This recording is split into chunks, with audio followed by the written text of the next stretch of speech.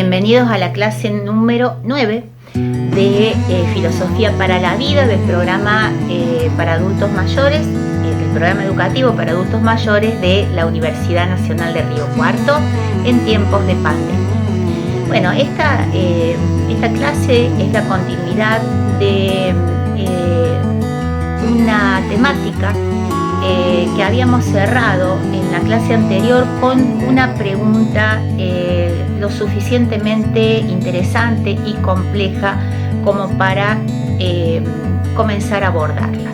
Ustedes recuerdan que habíamos hablado en diversas clases anteriores acerca de el proyecto moderno. El proyecto moderno fue algo así como el resultado a nivel filosófico de una serie de transformaciones socioculturales en las que por supuesto están incluidas las ideas, porque todo, o sea, estamos hablando de un todo que solamente se distingue por análisis. Ideas, praxis social, todo es una unidad, a menos que uno para explicarlo lo pueda distinguir, pero solamente con fines didácticos. Bueno, pero decía que producto de toda esta transformación en la que fue muy significativo el avance y la consolidación del conocimiento científico, que se instaura algo así como el paradigma del conocimiento humano en general. Es decir, para que un conocimiento sea considerado válido, legítimo, según los criterios modernos, tiene que pasar por un tamiz, ¿no?, de criterios que fueron establecidos y que nacieron para legitimar el conocimiento científico, es decir, producir un conocimiento acerca de la realidad natural, porque hasta ese entonces solo había ciencias naturales, implica pasar por distintos pasos, por distintos, digamos, escalones que desde la epistemología se denominan metodologías, que son los pasos que le van dando legitimidad, o sea, le van a dar credibilidad y un soporte serio de verdad al enunciado sobre la realidad. Es decir, aquello que decimos aportando un nuevo conocimiento acerca de la realidad, como decía en este caso natural. Habiendo sido tan efectivo el conocimiento científico en esa producción de conocimientos, en el desarrollo tecnológico, obviamente se convierte como en una especie de referencia para la organización de la vida de las personas. Esto es para la organización de la sociedad.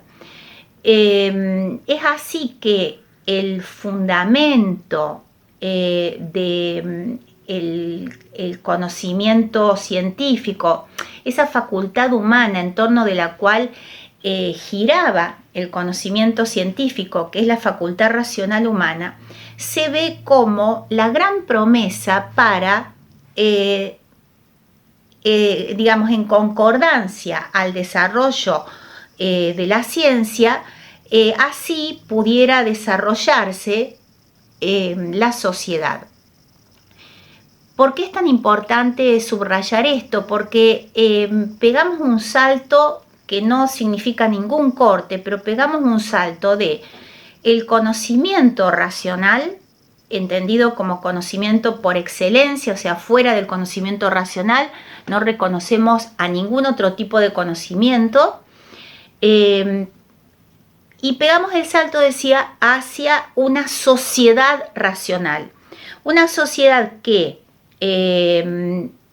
análogamente a cómo funciona la organización del conocimiento, va a funcionar como un cuerpo, como un organismo, en esos términos se hablaba en esa época, o, dicho más desde el punto de vista crítico, funcionaría como una gran maquinaria en la que los sujetos que son las personas que forman parte de esa sociedad, organizados a través de un trabajo, una labor productiva, racional, pudieran contribuir a lo que sería el fin, el sueño, la utopía del proyecto moderno que le beneficiaría al hombre y que es un mundo mejor, un mundo más cómodo, más confortable, con menos enfermedades, con menos dolor, más justo, porque estábamos frente a la posibilidad de tener una organización de la justicia, del derecho, de leyes, todo dentro de un marco de racionalidad. Es por eso que se habla en la modernidad del proyecto de la racionalización total de la sociedad. En este punto, decía, se hace relevante la pregunta acerca de cuál es el lugar de la filosofía o de cualquier conocimiento que quiera tener validez. ¿Eso qué significa que un conocimiento tenga validez? Que está aportando algo o descubriendo algo acerca de la realidad. ¿Cuál es el lugar de la filosofía? ¿Cuál es el lugar de cualquier tipo de conocimiento que tenga esta pretensión? Bueno, no olvidemos lo que veníamos diciendo en el bloque anterior, es decir, que estamos frente a una sociedad que valora y que legitima todo lo que tenga un soporte racional. Ese soporte racional, no se olviden, genera ciertos criterios que sin lugar a dudas deberían respetar todos los saberes para ser considerados legítimos. Entre esos criterios tenemos muchos criterios que tienen que ver con la prueba, con la medición, con la fundamentación. En el ámbito bien específico de las ciencias naturales tiene que ver con la observación, tiene que ver con la repetición, es decir, no se puede hacer ciencia de un fenómeno que sucede una sola vez en la historia y nunca más. Tenemos que tener la posibilidad de observarlo varias veces o de repetirlo en laboratorio como para poder elaborar leyes, ¿no? Ustedes saben que la ciencia, el conocimiento científico se maneja con leyes, que son las que nos permiten anticiparnos a los fenómenos que van a suceder. O sea, siempre que sucede A, sucede B. No puede ser que esto se haya establecido una sola vez, o sea, o dos o tres veces. No, para que esa afirmación que quiera tener el carácter de ley científica, esto tiene que suceder regularmente, eso es una ley, ¿no? La formulación de que un fenómeno sucede con regularidad y además hay que poder demostrarlo en laboratorio o en ámbitos de investigación. Es decir, yo no puedo decir una cosa y dejarla picando como si fuera un gran conocimiento, porque inmediatamente me van a venir a preguntar, bueno, ¿en qué se fundamenta? ¿Cuál es la prueba de que ese conocimiento tenga validez? Bien, nosotros en filosofía venimos trabajando, incluso si queremos ser más extremos, desde la prefilosofía o desde la filosofía mitológica. Yo considero que la etapa mitológica es una etapa filosófica y que el mito no murió, eso es otro tema. Pero venimos trabajando y preguntándonos por cuestiones como el origen del alma, qué es el alma, por aquello por lo cual se interesa la ética, qué es el bien, qué es el mal, qué es lo justo, qué es la amistad, qué es la belleza.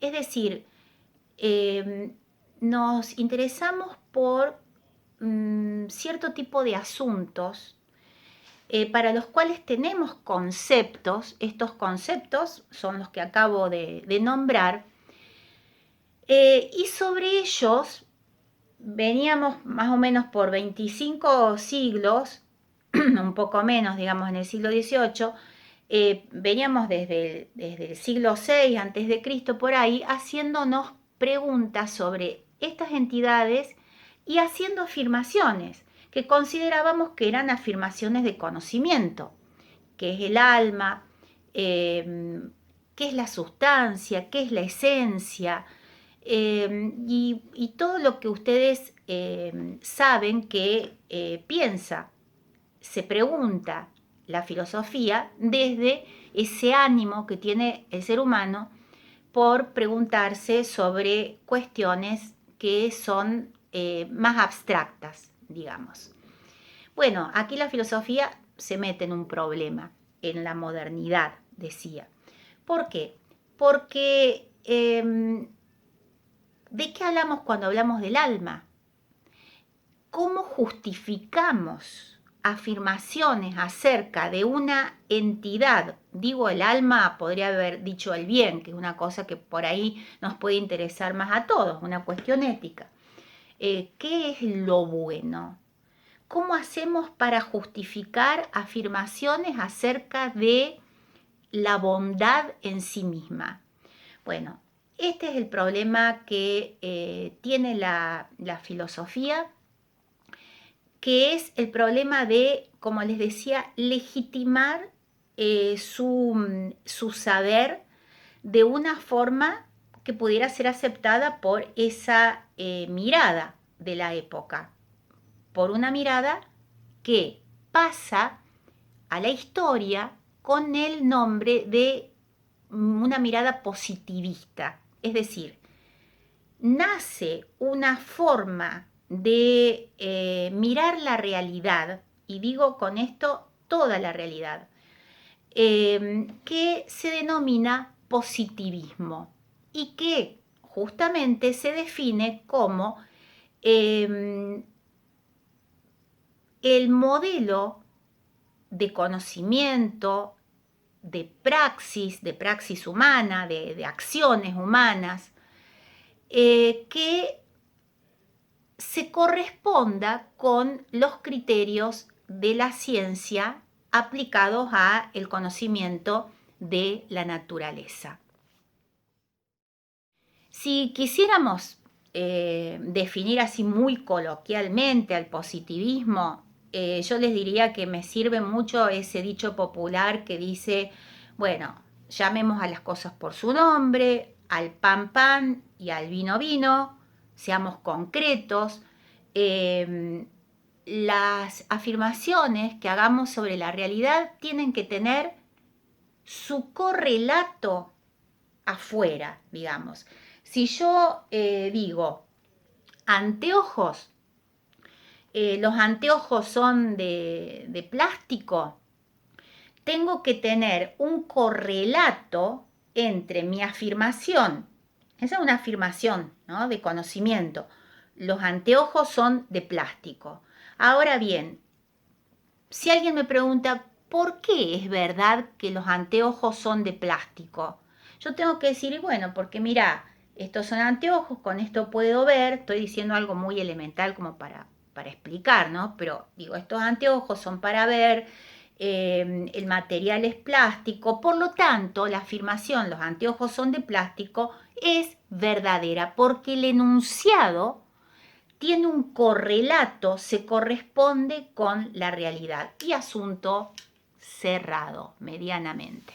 Obviamente esta visión y esta filosofía que pasa a la historia y que yo les diría que no ha muerto hoy en el siglo XXI, esta filosofía positivista es justamente una manera de mirar el mundo de conocer el mundo, de entender la realidad humana, de entender qué es el ser humano.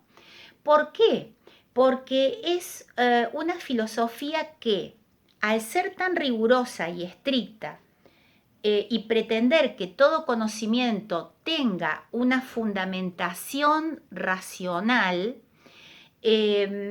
diríamos hoy, después de muchas décadas de crítica y de controversias, diríamos que es el positivismo una filosofía reduccionista. ¿Por qué? Porque quedan afuera del universo del conocimiento una cantidad, una serie de fenómenos sumamente decisivos para comprender, quizás no ya tanto para explicar, sino para comprender la vida humana. Es así que, instalada fuertemente la filosofía positivista como una filosofía que necesita de una legitimación racional y objetiva del conocimiento. Bueno, esa filosofía que se instala en la edad moderna, haciéndose análoga a el modelo científico natural, tiene mucha fuerza, no lo vamos a negar, pero también genera una suerte de controversia que hasta hoy todavía no ha terminado. Esa controversia tiene un nombre medio aburrido para el que le interesa la filosofía de la vida y la filosofía asociada a lo que uno siente o a la existencia. Es como algo más duro, pero sin embargo no menos importante. Y les decía que genera esta controversia lo que se denomina la filosofía del método, ¿no? Porque en realidad cuando nosotros nos dicen, usted para que su conocimiento sea válido tiene que demostrar, siguiendo determinados pasos, cuál es el soporte, el fundamento de su afirmación. Bueno, eso de seguir determinados pasos es decir que mi conocimiento, mi afirmación de conocimiento es válida si y solo si ha pasado por esos pasos. A esos pasos nosotros le llamamos método. Y yo le voy a decir una cosa, en la vida nosotros no podemos vivir sin método. Algunos tendrán un método, otros tendrán otro método, unos le llamarán de una manera, otros le llamarán de otra manera, pero en la vida nosotros para todo seguimos un método. Para hacer una torta, para ir a la universidad, para ir al PEAM, para ir al supermercado. Es decir, hay como una especie, ahora que se habla tanto de protocolo, hay como una especie de pasos que hay que respetar, no se pueden alterar, ¿no? Porque si uno los altera, rompe con el camino correcto que nos lleva a conseguir el resultado que estamos buscando. Entonces, para cerrar este bloque, vamos a decir que el positivismo impone una mirada de mundo según la cual el conocimiento, cualquier tipo de conocimiento se debe legitimar en analogía al conocimiento científico natural, y esto pone en una situación comprometida a la filosofía, porque deberá buscar los recursos para legitimar sus afirmaciones de conocimiento sin el recurso que tiene la ciencia, que es la observación, la experimentación, es decir, todo lo que tenga que ver con los sentidos.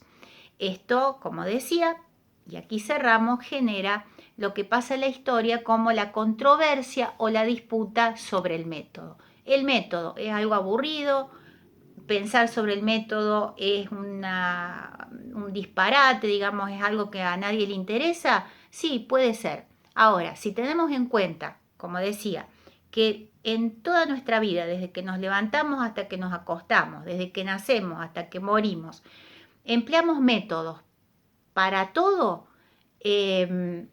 vamos a darnos cuenta que no es tan intrascendente dedicarnos un poquito a las cuestiones metodológicas.